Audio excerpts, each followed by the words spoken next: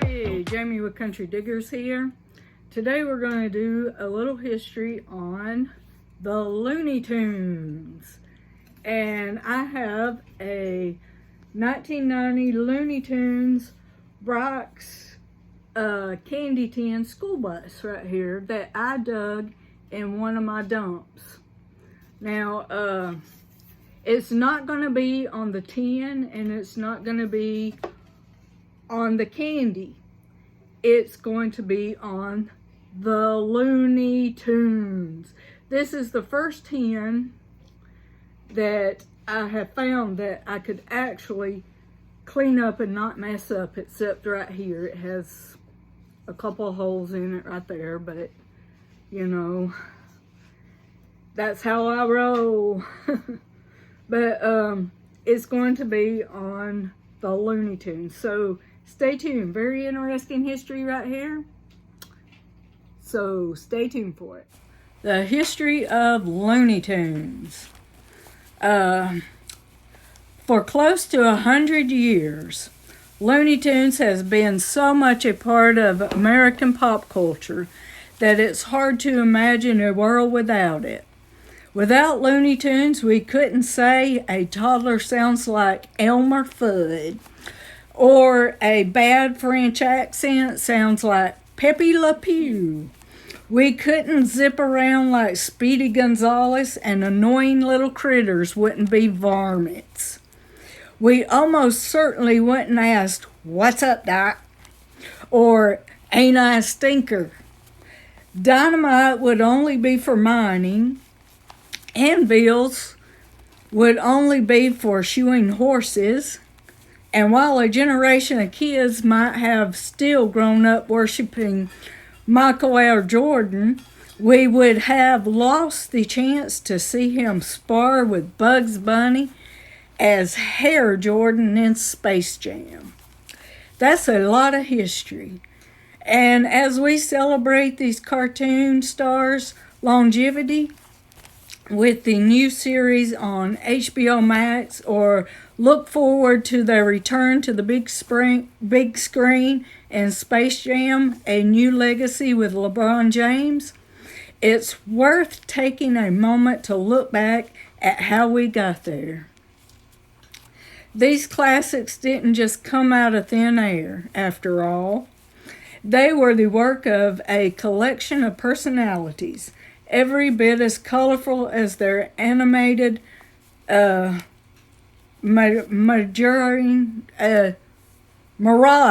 I don't know what that is. Excuse my ignorance there.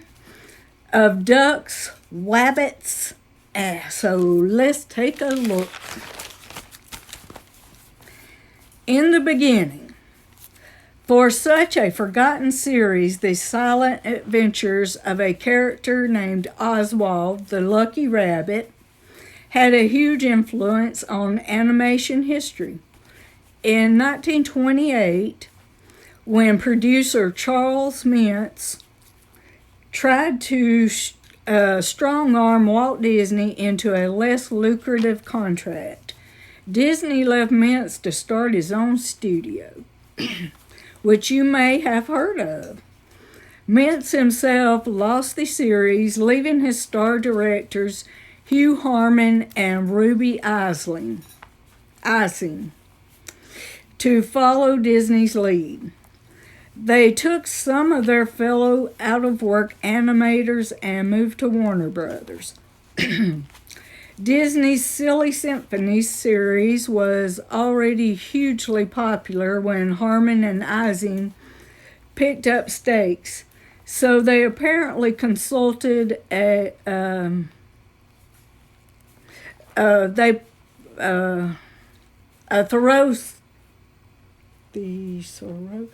consulted the Thoreauses, whatever, to create their own Looney Tunes and Merry Medleys for most of their first decade. I'm sorry, I can't read my own writing, y'all. But the shorts lived up to their name. They were the old Hollywood equivalent of music. videos, less focused on plot or comedy than selling Warner's library of sheet music. A critic historian, Leonard Maltin, observed the early Looney Tunes also lived up to their name as far as the originality went. Like most contemporary cartoons, the first tunes were blatant rip-offs of Disney's Silly Symphonies formula, starring a parade of Mickey Mouse lookalikes with names like Bosco, Foxy, and Piggy. But changes were coming that would turn Looney Tunes into something completely different from Disney or anything anywhere in the animation industry up to that point. New staff, new stars. In 1934, Harmon and Ising moved again, this time to MGM. That left producer Leon Salinger in charge, and he set to work assembling a new crew of filmmakers to continue the series. Their studio was a car above the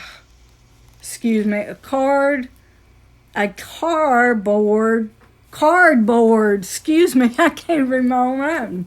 Sorry. A cardboard shack so ramshackle they nicknamed it Termite Terrace. That should give you a good sign of how little Warner Brothers cared about their cartoons. That meant they didn't have many resources. As great as they are, the classic Looney Tunes never could afford the gorgeously detailed animation of Disney or MGM. But that also meant they didn't have much oversight. That let the Termite Terrace crew take animation to exciting new places. They started looking less to the orderly cuteness of Disney and more to the chaotic slapstick of live-action stars like the Marx Brothers and Laurel and Hardy. This meant they needed new characters who had strong enough personalities to instigate this kind of anarchy. One presented itself in I Haven't Got a Hat. The year after Harmon and Ising left, that was Porky Pig, a fat little schoolboy who soon evolved into the ultimate straight man, able to withstand the wackiness of his new castmates. He met Daffy Duck in Porky's Duck Hunt in 1937. The same year, Disney entered feature filmmaking with Snow White and the Seven Dwarfs. After that, the floodgates were opened, and as a new decade dawned, a wild hare introduced Termite Terrace's greatest creation of all, a wascally wabbit named Bugs Bunny. Tex Avery making Looney Tunes. Even though his stay with the studio was brief, Tex Avery may have done more than anyone to turn Looney Tunes into what they are today. He arrived at the Warner's lot and said, as he recalled later, "Hey, I'm a director. I was no more a director than nothing, but with my loud mouth, I talked him into it." Since the studio was overcrowded, the higher-ups moved him into the bungalow that became Termite Terrace. His first cartoon, Gold Diggers of 49, set the tone, running almost literally twice the speed of the earlier Harmon Isling joints. He directed both Bugs and Daffy's first appearances, and in A Wild Hare, he created another character named Egghead, who he molded into the Elmer Fudd we know and love today. He also introduced the cartoon physics that allowed characters to defy gravity in midair and pop their eyes out of their heads. and the tradition of characterizing contemporary stars that allowed many of them to live on long after their actual movies had been forgotten. He even proved he could go toe-to-toe with Disney for gorgeous spectacle in his Art Deco short, Page Miss Glory. Avery left for MGM soon after debuting Bugs with the budget to realize his wildest ideas. He did his best work there. MGM was also where he created yet another cartoon icon, Droopy Dog, whose implacable sad sackness made him the perfect foil to all the wacky slings and arrows Avery threw at him. Mel Blanc, the man of 1,000 voices. Around the time Avery arrived on the Warner's lot, the studio took another hire who literally gave Looney Tunes its voice. His name was Mel Blanc, and he started out playing a few background characters. Then he was called in to replace Joe Daugherty as Porky's voice, since Daugherty really did have a stutter, taking hours to record. From then on, Blanc played almost every single one of Looney Tunes' cast of thousands, with a few exceptions like Elmer Fudd, which was played by Arthur Q. Bryant, the Roadrunner sound effects artist Trig Brown, and most of the women's parts played by Bea Benedict and June Foray, who both played Tweety's granny. Block even played iconic cartoon characters for other studios. He was Barney Rubble on the Flintstones and originated the role of Woody Woodpecker, basing his trademark laugh on childhood memories of using it to test the echoes in the empty hallways of his school. Blanc's work was literally his life. A car crash once left him comatose, and after days of failing to get a response out of him, a nurse thought to address him as Bugs. He responded, just fine, Doc. How are you? And the nurse ran through his other characters until he finally woke up. Carl Stalling, musical college artist. Mel Blanc was only responsible for half of Looney Tunes' sound. The music that ran under his many voices was the work of Carl Stalling. Came to Looney Tunes after many years, defining the sound of Disney's cartoons from the very first Silly Symphony, the Skeleton Dance. Looney Tunes was the best gig he could have asked for. He got to conduct Warner Brothers' entire 50-piece orchestra, a privilege no other animation studio offered. And Warner's massive library of pop hits gave him an opportunity to mix and match in ways that would have seen him recognized as an avant-garde genius. If he hadn't been scoring Wascally Wabbits and Battle Putty Tats, Stalling scores could switch within seconds. From centuries-old classical symphonies, he introduced millions of kids to classical music and saved songs like Ain't She Sweet and We're in the Money from obscurity. We're in the money now. I don't know if that's the same one or not. Okay, Angela's over here laughing at me. But anyway, his scores could set the mood or drop in little inside jokes for viewers who recognized his scores. He created cartoon shorthand that animators still use today, like playing a slide whistle for a long fall or running up the scale in time with characters running upstairs. Bob Clampett, Looney Tunes' looniest director. When Tex Avery moved into Termite Terrace, he requested 2 animators who would go on to direct their own shorts, Bob Clampett and Chuck Jones. Though they had the same mentor, they couldn't have been more different. Jones was all about subtle turns of phrase and letting gags slowly build.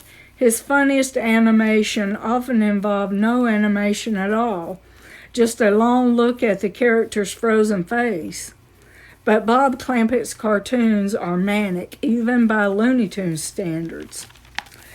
Animators like to describe their most natural work as fluid, but Clampett's is downright liquid. His characters melt, warp, squash, and stretch. They'll be standing around in the background and suddenly stick their faces right in the camera. But he was also capable of more realistic approach, like in these tests for a John Carter of Mars movie he was developing with Tarzan creator Edgar Rice Burroughs. Not only would this movie have beaten Disney's version to theaters by over 75 years if it had been completed, it would have given them some competition in the feature animation market that they monopolized for decades. Clampett doesn't quite have the body of work some of his peers do, since he left Warner's in 1945. But he left quite a legacy behind. He created Tweety Bird, and his manic style has been the go-to influence for countless cartoons since. From Who Framed Roger Rabbit to Animaniacs to the new Looney Tunes cartoons on HBO Max. Chuck Jones, creator of classics. Chuck Jones, on the other hand, was more of a late bloomer. His early cartoons tried to bring Warner's back to its roots as a Disney emanator.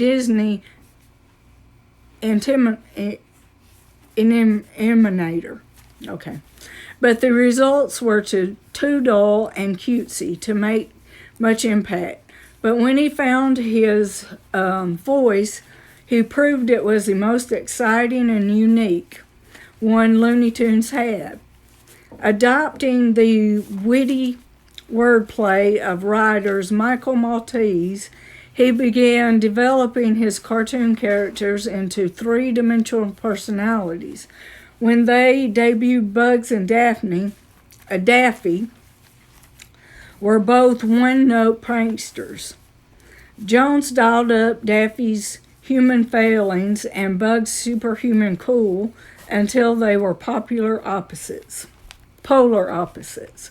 And he created plenty of memorable characters of his own, like Pepe Le Pew, Marvin the Martian, and most notably Wile E. Coyote and the Roadrunner. Jones made dozens of cartoons with these two, never varying the bare-bones chase plot and still squeezing hilarity out of it every time. Other cartoons ignored reoccurring characters altogether to create strange little short stories that could be incredibly moving, like Feed the Kitty, or inspire more complicated, uncomfortable emotions like One Froggy Evening. Looney Tunes absorbed the broader art world's trends towards abstraction in the 1950s and Chuck Jones cartoons became even more striking as he worked with art director Maurice Noble to create gorgeous landscapes and classics like What's Opera Doc or Duck Dodgers in the 24th and a half century. Most famously in Duck Amuck, he deconstructed the whole animation medium, pitting Daffy in an existential struggle with his all-powerful animator. Fritz Freleng, the master craftsman. If Chuck Jones is what film buffs like to call an auditor, which is an artist's voice who imprints his unique style on everything he does, then Fritz Freleng is the ultimate journeyman. Journeyman directors are often ignored because their work isn't as easily identifiable, but it's still recognizable from its consistent quality and painstaking perfection. Freleng took his business seriously, timing every cartoon down to its nanosecond for maximum laughs. Jones has said he even used sheet music instead of storyboards to get it just right. But each of his cartoons really does flow like a symphony. And he's one of the most consistent presences in Looney Tunes history. He was one of the Oswald animators Harming and Ising took with them when they first founded the studio. He was also a character in his own right, literally. With his red hair and red trigger temper, he inspired Mel Blanc and the animators in creating Yosemite Sam. He apparently took the ribbing well, since he directed dozens of cartoons with the little cowboy throughout his career. Freleng even said Sam was one of his favorites, since he always felt pitting bugs against little Elmer Fudd made him look like a bully, and Sam gave the Wabbit a real threat to match wits with. Freleng was also responsible for pitting Clampett's Tweety Bird with his own creation, Sylvester, and he'd later create Speedy Gonzales as another sparring partner for the bad old putty tat. Bob Mckenzie. More is more. When Bob Clampett left in 1945, he turned over his unit to one of his star animators, Bob Mckenzie. Mckenzie, part of an animation dynasty with his brother Charles and Tom, kept his mentor's style alive, literally warping the characters around his imprint. They all have much bigger mouths and jaws in Mckenzie's cartoons than anybody else's. Fans tend to call him the least of the classic directors, but the least of such a talented bunch has more creativity than the best of most studios. If you want to understand the energy of Mckenzie's cartoons, you just have to look at his two most popular creations, the Loudmouth Rooster, Foghorn Leghorn, and the Tasmanian Devil. A literal tornado of destruction, other directors frequently only animated the most important parts of their characters, redrawing the eyes and mouths while recycling the same body. But Mckenzie's characters never stopped moving. And Mckenzie's responsible for some of Looney Tunes' most hilarious entries, like Rabbit's Kin, where Bugs outsmarts a puma with a unforgettable wheezy laugh provided by comedian Stan Freberg, or Hillbilly Hare, where in one of the series' greatest extended gags, Bugs leads two hunters on a bone-crunching square dance across the countryside for half the short. The end and after. As the 1950s ran on, TV started cutting more and more into theatrical cartoons market shares. Termite Terrace had already survived one scare at the height of the 3D movie fad in 1953, when studio head Jack Warner shuttered the studio for 6 months because he was convinced soon that every movie would be in 3D and it would be too expensive to animate cartoons in the new process. When Chuck Jones joked that Warner predicted every child would be born with one green eye and one red eye, it's not much more ridiculous than the reality.